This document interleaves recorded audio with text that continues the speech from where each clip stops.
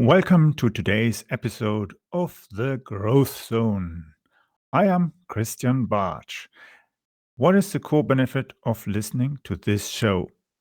Business leaders in corporate and privately held companies gain insights into trends and strategies that provide them with a competitive advantage in the marketplace.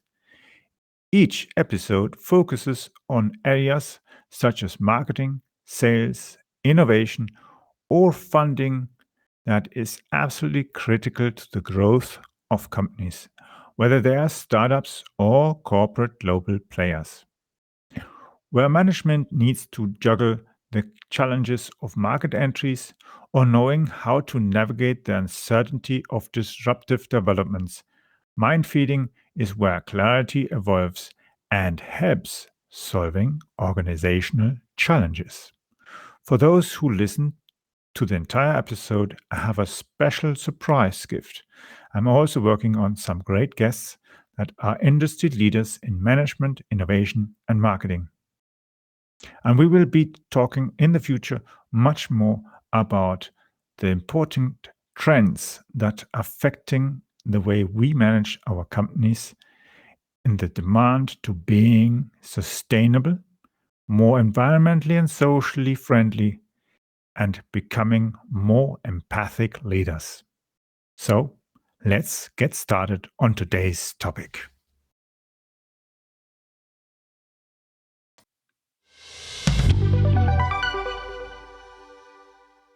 In this episode, we are going to look at the following topic: why you need to use Twitter Blue to get new leads.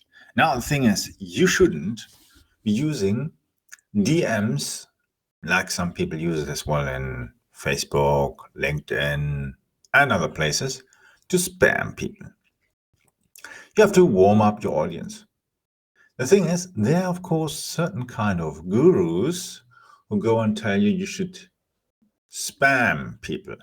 They even give you templates, and you then eventually, if you've received 10 or 20 of these spams from different people who are obviously listening to the same kind of person, you will notice, of course, by just simply reading the first line that you see as the preview, that the message or even the contact request is garbage.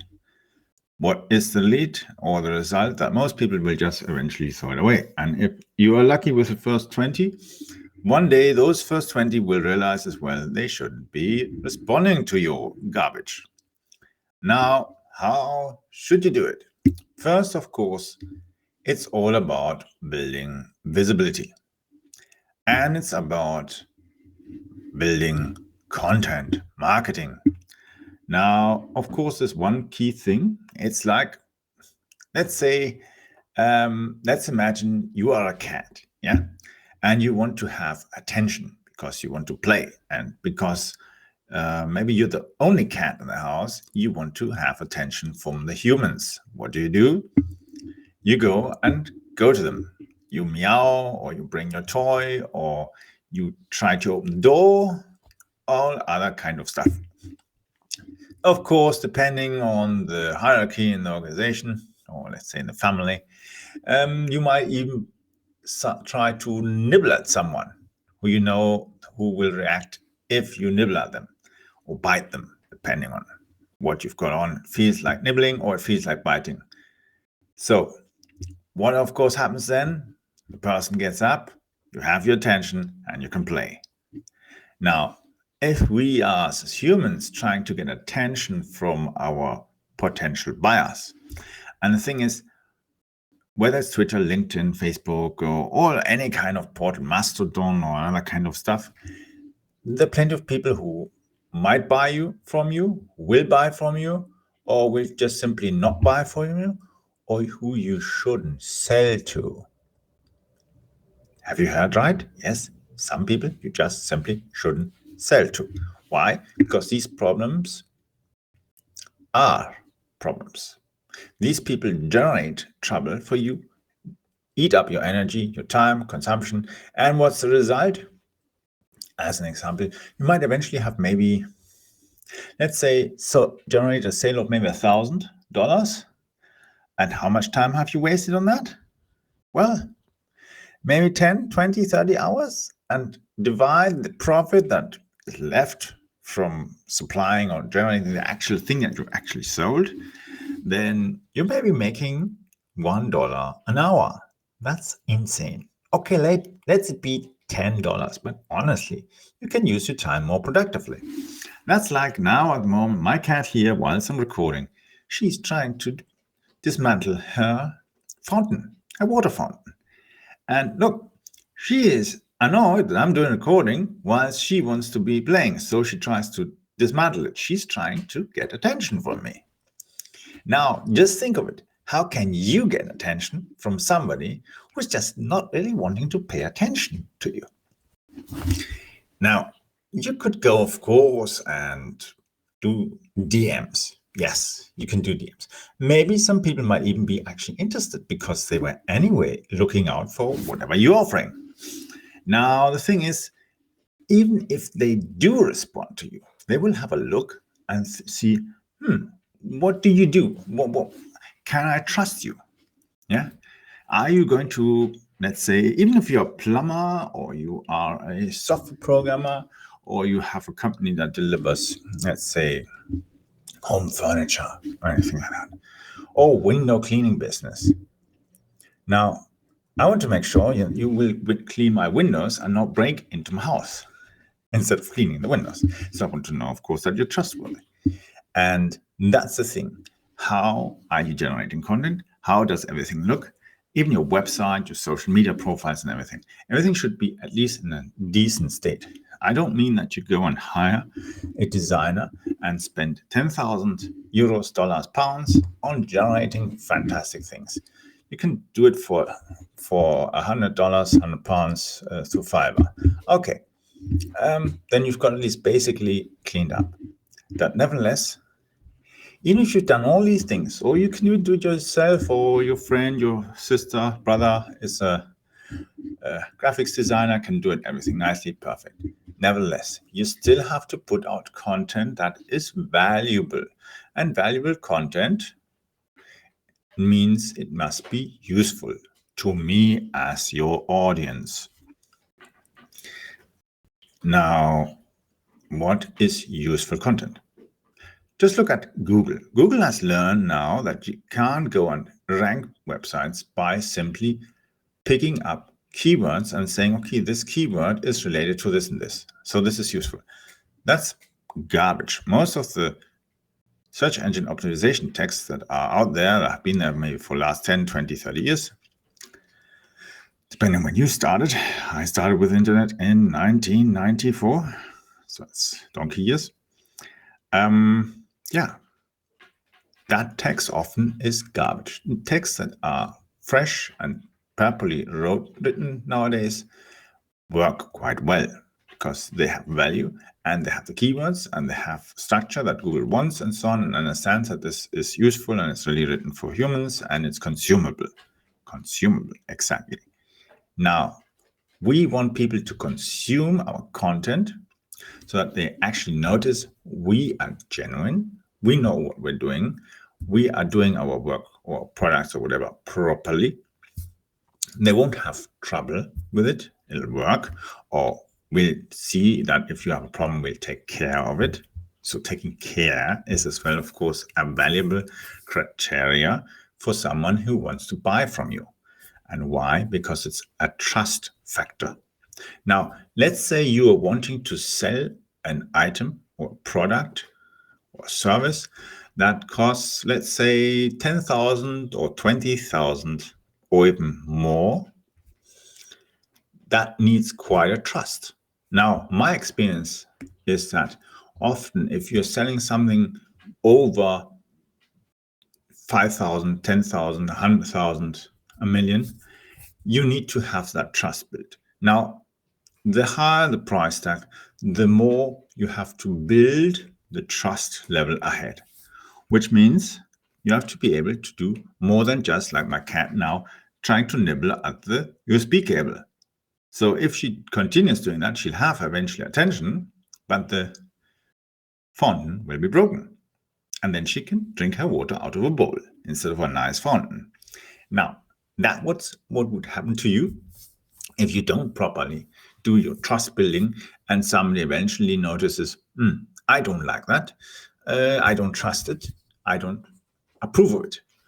I leave it, drop it, and then run off and find somebody else to clean my windows, fix my roof, train my dogs, or even educate my kids, program my software, whatever it is. Even do my marketing. Yeah, whatever, doesn't matter. Now, the thing is, building that trust has different ways. So, of course, if we are not physically getting in touch because the other one needs something from us, so that would be pull effect. We are doing a push effect, which is more proactive, means we have to have content there that builds this trust. And then get an opportunity, or even, let's say, initiate an opportunity to have that conversation, that proper human conversation. I mean, speaking to each other, not just sending messages. We can send messages, but at a certain point, we have to go and get on a call. We have to talk, whether you're doing with a phone to phone or you're using Skype, WhatsApp, whatever. Doesn't matter. You have to have that conversation. And if you're selling a high-level product, a high-ticket product, whatever you want to call it, you have to then eventually get and have a personal conversation. And by personal, I mean you have to meet each other. People say, oh, I don't need this. Yeah, that's fine. But check the numbers and you'll see it doesn't work without it. You have to have this. And the more successful somebody is and has that money to invest in your high-ticket product, the more they are experienced and understand and see through the garbage. In contrast to my cat, who's now currently climbed up onto the cupboard and trying to tip over my light. Yeah, she's now trying to figure out how to get down again. And that's exactly what happens to you if you get the wrong buyer. And if you build the wrong kind of trust, because then you get into trouble and the person is burning your time. Like my cat who's just trying to do something whilst I'm recording. Now, getting back to it, building the trust. So we have to put out content that's relevant, valuable, and at the same time, we have to see a way to get into this communication, which means we have to open the possibilities to do that. And one of the key things that we have now, when we look at Twitter, we have now the Twitter Blue. Now, Twitter Blue doesn't cost a fortune. And that's actually that differentiates you between somebody who's actually genuinely wanting to do proper business or is generally genuine. You simply invest those $9 or 11 euros, 10 pounds, whatever it costs, and go and get the subscription. And within 1 or 2 weeks, you're verified and it's done. Yeah, it's a really simple process nowadays. But the key thing is when you are going through Twitter and you're pumping content and you see others who are pumping content. Now with Twitter Blue as it is, people are noticing this guy has Twitter Blue. He is obviously genuine. The other one isn't genuine. Why? Very simple. Because he's obviously not in the business and he's just trying to make some money. He might even be a scammer because he can't even afford those $9. It's a joke, literally, you could say. Of course, people are going to say, yeah, but you have $9 and there you have a subscription and there you have a subscription. Yes, you have that. But your problem, if you're thinking this way, isn't a spending problem. You have an income problem. Yeah? Anyone who is in that area will simply tell you, you are just simply not making enough money. Otherwise, you wouldn't have the time to nibble around about such small little pennies. Exactly. And that's the thing. People are just wasting time on stuff that's actually not relevant. So focus on building content, building trust, doing whatever it takes, and being absolutely focused on building quality content. Now, quality content is not a simple thing. You have to find in which medium you like doing it. And I, at the moment, am currently focused purely on my podcast and my website content. Why? Because at the moment I'm building another business and that needs my attention.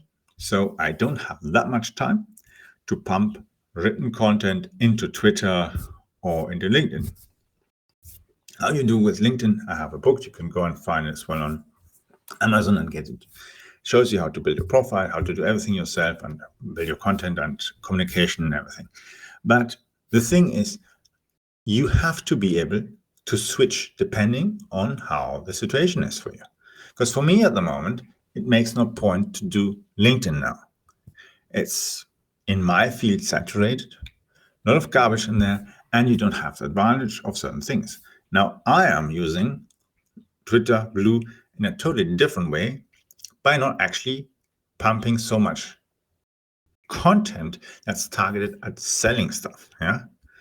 My content is going more into the SOE strategy. I am building long-term content that is visible and finds the person who needs that kind of stuff. Of course, I can't go and spend all kind of time on all kind of different things. But that's what we have for now. And next episode will be giving you more insights.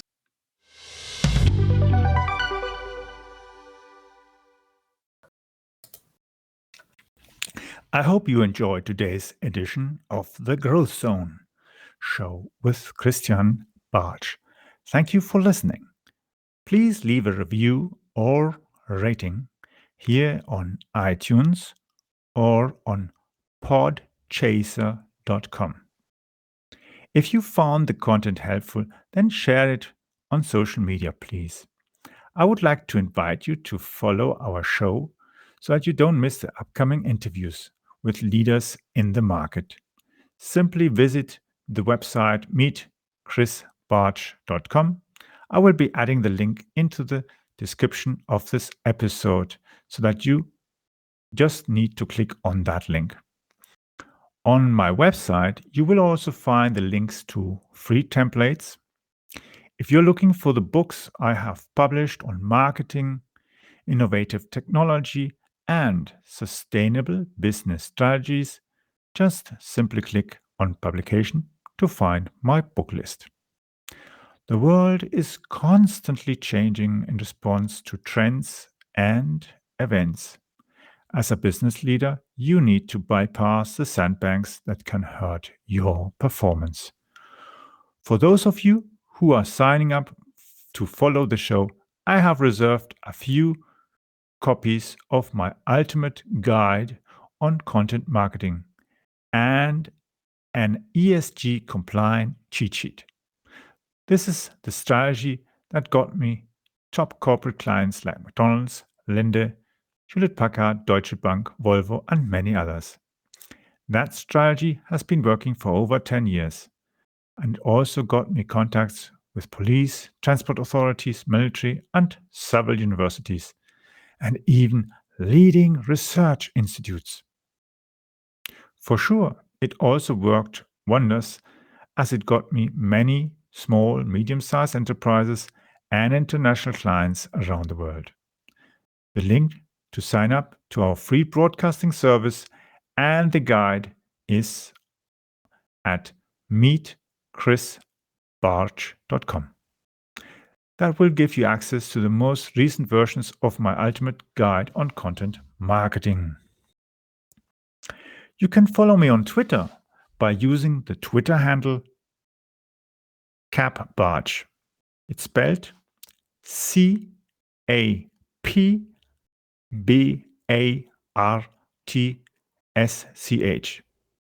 Yes, that is CAP Bartsch, or spelled Charlie Alpha Papa Bravo Alpha Romeo Tango Sierra Charlie Hotel.